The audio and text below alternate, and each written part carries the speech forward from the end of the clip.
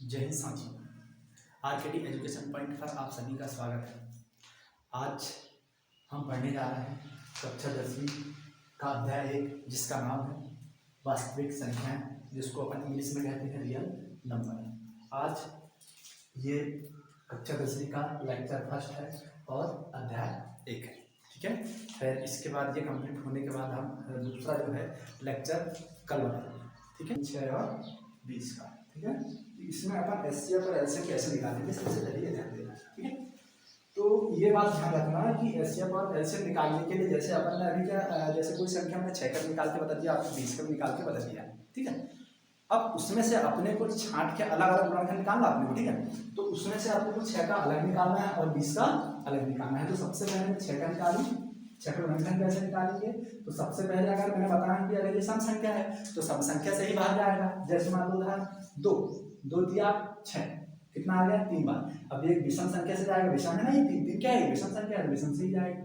3 1 का 3 क्या निकल गया बच्चों? 6 का गुणनखंड क्या निकला है? 6 का गुणनखंड निकला है 6 बराबर 2 गुणित 3, इस रूप में निकला है।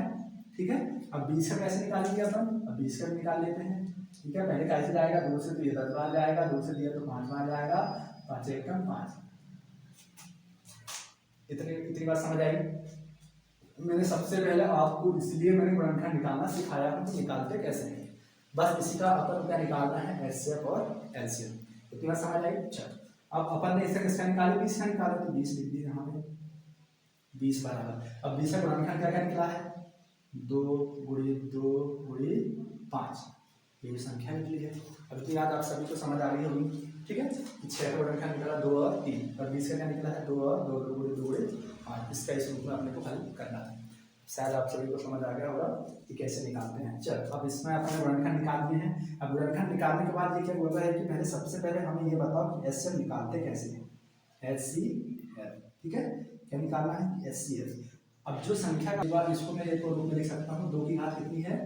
2 है, गुणित कितना है? 5 है। यहाँ 2 की घात कितनी है? 1 है। 3 की घात कितनी है? 1 है। 5 की घात कितनी है? 1 है। अपन इसको इस रूप में लिख सकते हैं, लेकिन इसमें ये देखते हैं कि इन दोनों में 2 कॉमन है। सबसे पहले ये देखना, जब भी अगर आपको एचसीएफ निकालना है तो सबसे पहले ये देखना कि इन दोनों में कॉमन क्या है।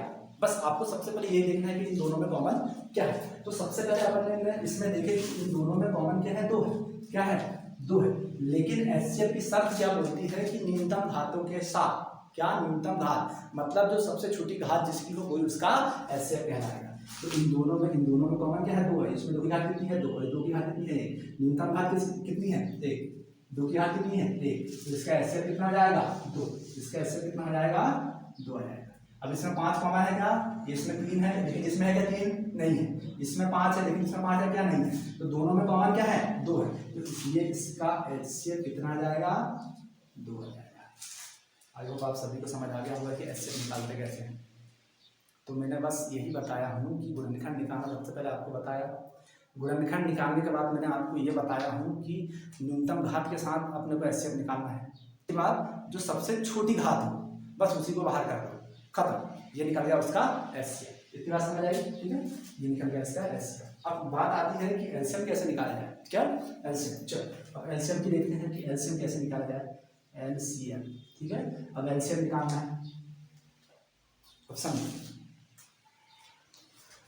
अब एलसीएम निकालने के लिए अपन ने जो गुणनखंड किए हैं, एक 6 का किए हैं और 20 का किए हैं। ठीक है, अब उसमें से कितने प्रकार की जो है संख्याएं आ रही हैं, या फिर 2 भी आ रहा है, 3 भी आ रहा है, 5 भी आ रहा है, 7 भी आ रहा है, 8 भी आ रहा है, 9 भी आ रहा है, जितनी भी जो संख्याएं आती है अलग अलग प्रकार की, सभी को लिखना है।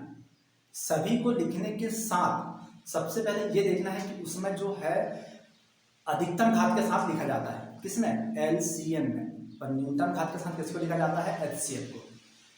इतनी बात समझ आई? चलो, ठीक है, मैंने पहला पॉइंट क्या बताया कि एलसीएम निकालने के लिए अधिकतम घातों के साथ लिखा जाता है।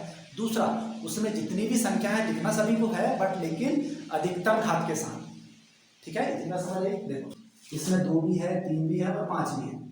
2 भी है, 3 भी है और 5 भी है। सबसे पहले तो ये लिखना है कि इसमें कौन सी संख्याएं हैं। पूरी अलग प्रकार की संख्या है, पूरी लिख दो। जैसे 2 भी है, 3 भी है, 5 भी है, 7 भी है, 9 भी है, तो पूरी संख्या लिख दो। ठीक है, इधर ध्यान दो, यहाँ 2 है, 2 लिख दिया, गुणित 3 भी है, 3 लिख दिया, गुणित मैंने 2 ऑलरेडी लिख चुका हूँ इसलिए 2 नहीं लिख रहा हूँ, बचा कितना अपने पास 5। इतनी बात समझ आई, ठीक है। अब मैंने क्या बोला हूँ कि इसमें अपने को एलसीएम में अधिकतम घात लिखना है, अधिकतम घात के साथ लिखना है।